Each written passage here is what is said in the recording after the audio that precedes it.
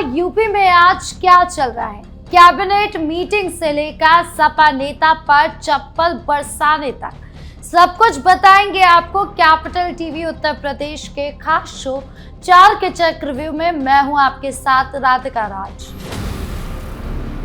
4 के चक्रव्यूह में आज सबसे पहले बात करेंगे लखनऊ की, जहां सीएम योगी आदित्यनाथ ने एक कैबिनेट बैठक बुलाई है। वकीलों को बड़ी गुड न्यूज मिलने वाली है। तो क्या है पूरा मामला, योगी सरकार वकीलों के लिए क्या करने वाले हैं, बताएंगे आपको पूरी डिटेल्स।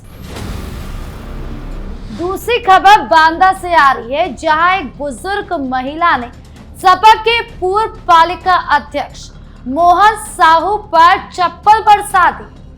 हाथ जोड़कर बताने के बहाने चप्पल निकाली गई और जड़ दी गई, जिससे सपा नेता घबरा गए और शीशा चढ़ाकर भागने लगे। तो क्या है ये पूरा ड्रामा, बताएंगे आपको। तीसरी खबर मेरठ गाजियाबाद से जुड़ी है। सूर्या चौहान केस के बाद असद के एनकाउंटर पर भड़काऊ वीडियो बनाने वाला अमन अब पुलिस के चंगुल में है। ब्रह्मपुरी पुलिस ने रात में ही दबोच लिया और तगड़ा सबक सिखाया, बताएंगे आपको पूरा मामला। 4 के चक्रव्यूह के आखिरी में बात वाराणसी की, जहां देर रात नमो घाट के पास अवैध मस्जिद पर बुलडोजर चल गया। बाहरी पुलिस फोर्स के साथ एक्शन लिया गया। तो क्या है ये पूरा प्लान और कैसे हुआ एक्शन, बताएंगे आपको। तो चलिए बिना किसी देरी के शुरू करते हैं 4 का चक्रव्यूह। 4 के चक्रव्यूह में सबसे पहले बात करते हैं लखनऊ की, जहां सीएम योगी आदित्यनाथ ने कैबिनेट बैठक बुलाई है। शाम को ये अहम बैठक हुई और इसमें वकील भाइयों के लिए बड़ी खुशखबरी आई। योगी सरकार जिला अदालत, हाई कोर्ट और सुप्रीम कोर्ट तक के सरकारी वकीलों को मानदेय, मासिक भत्ता और अन्य सुविधाएं बढ़ाने के 16 से ज्यादा प्रस्ताव पास करने जा रही है। आप जानते हैं कि सीएम योगी कानून व्यवस्था को मजबूत बनाने का पूरा जोर देते हैं।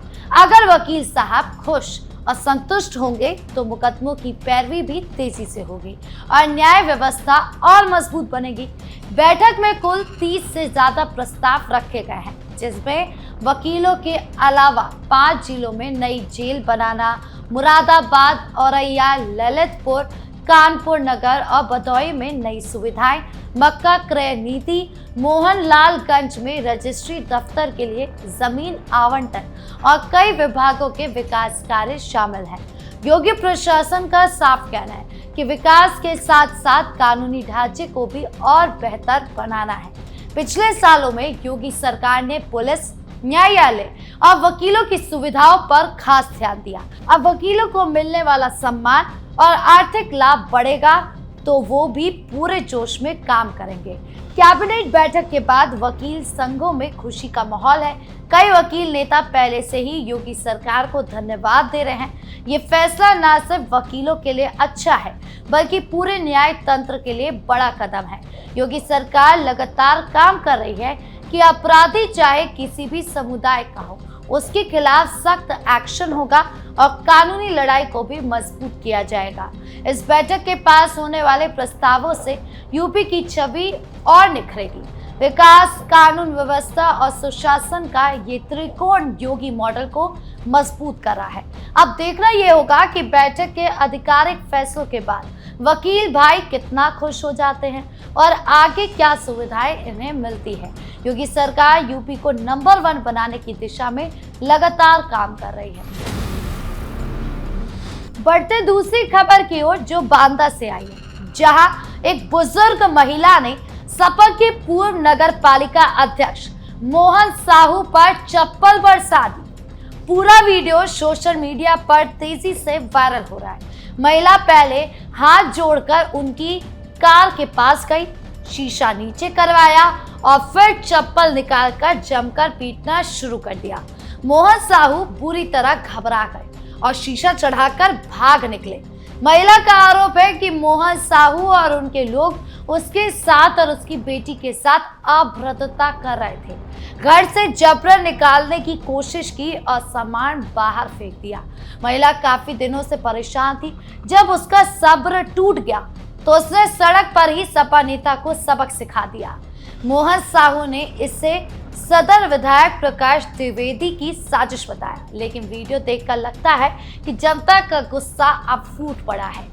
ये घटना दिखाती है कि योगी राज में आम आदमी, खासकर महिलाएं, अब डरती नहीं है। पहले सपा के समय में गुंडे माफिया लोगों पर राज करते थे, लेकिन अब स्थिति बदल गई है। जनता सीधे सम्मान कर रही है। पुलिस अब दोनों पक्षों को बुलाकर मामले की जांच कर रही है।